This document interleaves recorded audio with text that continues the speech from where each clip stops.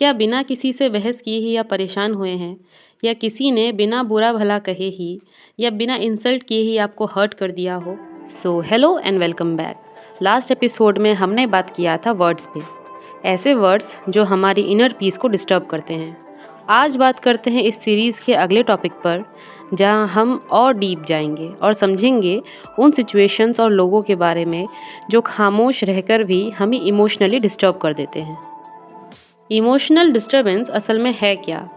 Emotional disturbance हमेशा इस बारे में नहीं होता कि क्या हुआ है, ये इस बारे में होता है कि हमारा नर्वस सिस्टम कितना अनसेफ फील कर रहा है किसी पर्सन के अराउंड।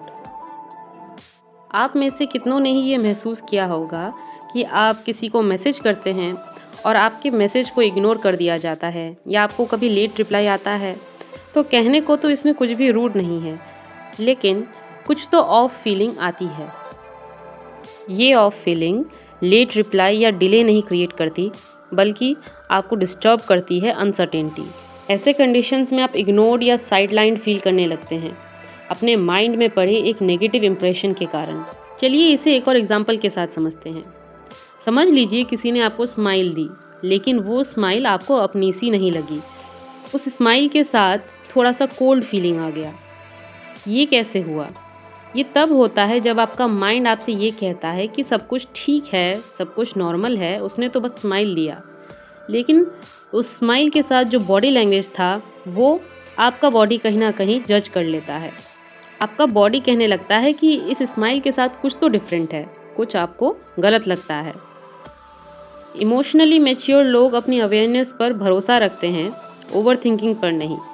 ज़्यादातर लोग ऐसे कंडीशन में 3 तरीके से रिएक्शन देते हैं: कुछ ज़्यादा एक्सप्लेन करके, खुद को ब्लेम करके, या अपने मन में सब कुछ सप्रेस करके। अब जानते हैं इसका इमोशनली मैच्योर रिस्पॉन्स कैसा होगा। सबसे पहले, इमोशनली मैच्योर लोग अपने इस अनसर्टेन फीलिंग से लड़ते हैं और इस फीलिंग को एक नाम देते हैं, जैसे ये डिस्कम्फर्ट है, ये एंग्जाइटी है, या इमोशनल डिस्टर्बेंस।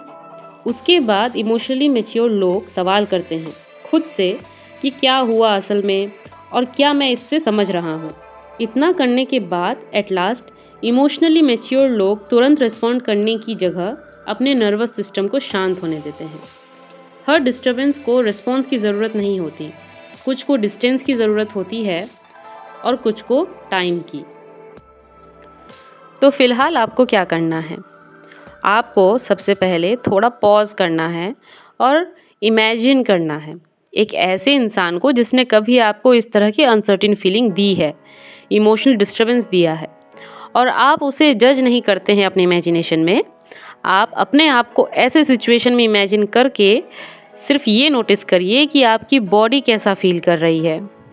हमेशा याद रखिए, आपका पहला स्टेप अवेयरनेस होना चाहिए, और कंट्रोल उसके साथ साथ आ जाएगा। अगले एपिसोड में हम बात करेंगे इमोशनली कोल्ड बने बिना इमोशनल कंट्रोल कैसे डेवलप करें। हमारा ये सीरीज़ इमोशंस फिक्स करने के लिए नहीं, बल्कि उसे लेयर बाय लेयर समझने पर बेस्ड है। अगर इस एपिसोड में आपने कुछ अपने अंदर नोटिस किया है, तो इस सीरीज़ के साथ बने रहिए। मिलती हूँ अगले एपिसोड में। धन्यवाद।